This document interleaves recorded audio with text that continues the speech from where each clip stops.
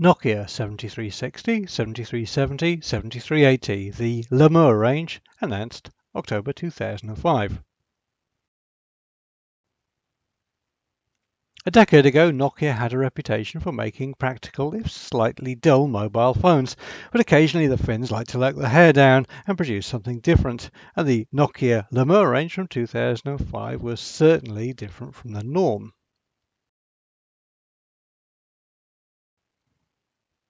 The range initially comprised of three phones, the Nokia 7360 monoblock, the 7370 rotator, and the 7380 lipstick phone. All of these phones featured a pattern case and had a little fabric label sticking out of the side to mark it out as a fashion item.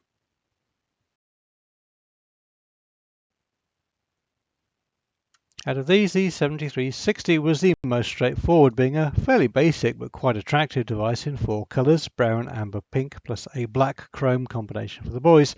It only had a 128 by 160 pixel display and a VGA resolution camera, but it did come with an FM radio.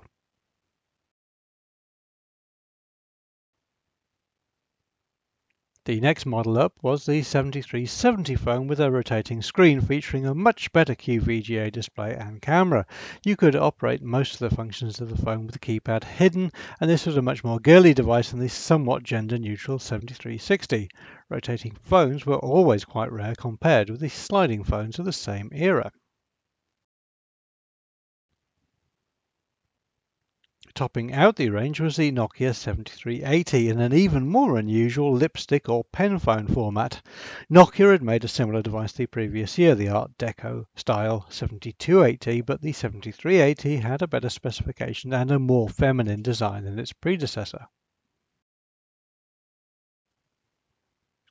The 7380 didn't have a keypad, but instead the main way of using the phone was an iPod-style rotator. The small 104 by 208 pixel screen had a mirrored finish, so you could do a quick lipstick check if you wanted. There was a 2 megapixel camera and it had an FM radio like the rest of the range. It looked brilliant. Admittedly, it wasn't the easiest thing in the world to use, but it looked brilliant. Despite the minimalist feature set, the 7380 was longer than the 7360, although much narrower and almost as heavy. But the 7380, like the 7280 before it, is a device with a phenomenal amount of wow factor.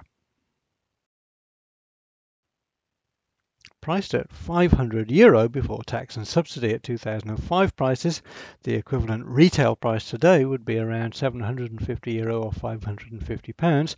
The Nokia 7380 was quite an expensive device for something with such limited functionality.